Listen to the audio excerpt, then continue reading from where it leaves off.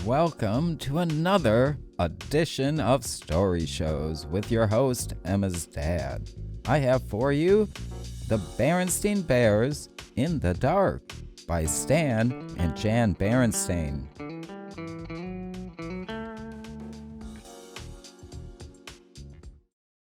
Brother Bear, said Sister impatiently, are you going to take all day to pick your books? Sister and brother were at the Bear County Library. Sister had already chosen her books and was waiting at the checkout desk. Hold your horses, said brother. I'm looking for a good mystery. Sister Bear usually took out storybooks and books about nature, and sometimes books about poems. Brother liked those, too, but lately he'd become interested in mysteries, especially spooky ones. Hey, this one looks good, he said finally. Okay, let's check out. Said Sister, looking at the cover. It was called The Case of the Crying Cave. It looks scary to me. Say, this is really good, said brother later that evening when the Bear family had settled down for some reading. Would you like me to read it to you? He asked Sister. Sister was looking at a storybook about kittens who were arguing about which was the prettiest, and it was a little boring. Or are you scared? Teased brother. Of course not, said Sister. She left her book on the floor and climbed onto the bench to sit beside him. The mystery began quietly. It told about some Bear Scouts who were on an overnight campout.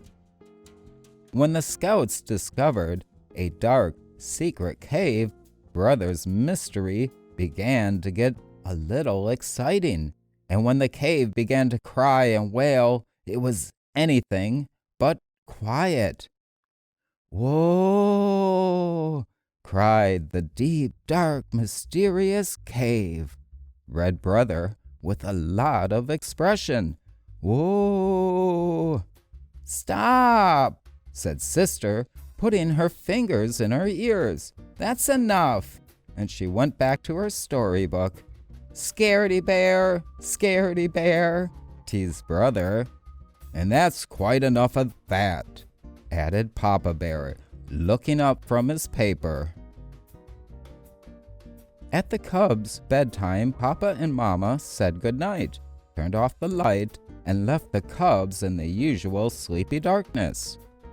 Outside the treehouse, the bright, busy sounds of day had given way to the soft, soothing sounds of night, the quiet conversations of frogs and toads, the soft cry of the owl, the sigh of the night wind, and if you listened very hard, you could almost hear the softest sound of all, the sound of lightning bugs switching their lights on and off, on and off.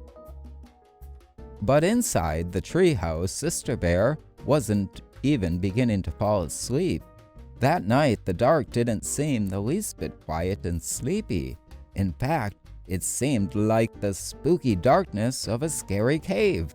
And the friendly old chest of drawers and funny clothes tree that Papa had made didn't seem so friendly and funny. They seemed more like cave creatures. So when brother decided to tease her a little more by making a wailing noise, a really spooky wailing noise, ooh, it gave her quite a scare. Mama! Papa! She cried. Hurry! Come quick! And come quickly they did. Papa rushed into the dark room and tripped over the clothes tree. Mama rushed in after Papa and tripped over him. In the commotion, Sister fell out of bed and landed on both of them. Then brother, who had started it all with his spooky wail, turned on the light. What a mess! Sister, still scared, was holding on to Papa. Papa was holding on to the toe he had stubbed, and Mama was looking for the nightcap she had lost in the confusion. all three of them were pretty annoyed with Brother Bear. It turned out to be a very long night in the bear's treehouse. Papa and Mama tried to explain that there was nothing to be afraid of in the dark, except maybe running into a clothes tree and stubbing your toe. But it didn't do any good.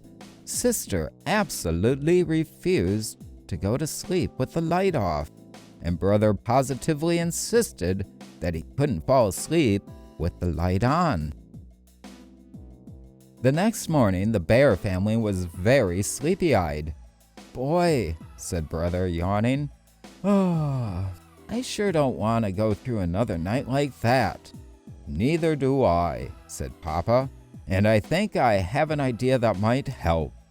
He took Sister's hand. "Come with me," he said. "Where are we going?" she wanted to know. "Up to the attic." "The attic? But it's dark in the attic, even in the daytime." "I know," said Papa, "but there's something I want to show you. Anyway, there's nothing so special about the dark. It's just part of nature, like the light. It's your imagination that makes the dark seem spooky sometimes." "What's imagination?" asked Sister. "Imagination is what makes us think that chests of drawers and clothes trees are cave creatures." "I wish I didn't have one," said Sister. "Don't say that," said Papa. "A lively imagination is one of the best things a cub can have. It's imagination that lets us paint pictures, make up poems, invent inventions. The trick is to take charge of your imagination and not let it take charge of you." When they got to the attic, Papa began to rummage through boxes, looking for something. Sister tried to follow Papa's advice and not let her imagination take charge. And it worked. A spooky shape turned out to be the shadow of some old tools. And what looked like a giant was really some piled-up furniture. "Here it is," said Papa. "My old nightlight, the one I used when I was a cub and had a little trouble falling asleep in the dark."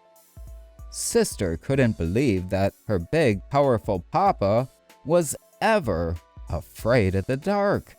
"Oh, sure," said Papa. "Most of us are at one time or another." "How about reading the rest of the Case of the Crying Cave?" Sister asked Brother later that day. "Are you sure you want me to?" "Sure, I want to see how it turns out," she insisted. When it turned out that there was nothing very spooky about the terrible wailing noise, it was caused by wind blowing across an opening in the roof of the cave, like the noise you make when you blow across the top of a bottle. Sister was a little disappointed. And that night, when she and Brother were all settled down in the cozy glow of Papa's old nightlight, she said so. "I was pretty disappointed by the way the Case of the Crying Cave ended." "Why?" asked Brother. "Because," she said, "I was hoping the wailing would be a really spooky, scary monster." And she leaned down from her bunk over Brother's and made a spooky, scary monster face at him. "Cut that out!" cried Brother. Then Sister went right to sleep, but Brother lay awake for quite some time, listening to the owl hoots and thinking that maybe he had enough mysteries for a while. And that is the end of our story, The Berenstain Bears in the Dark. I hope you did enjoy that. Thank you for spending some of your time here at Story Shows. That's pretty groovy.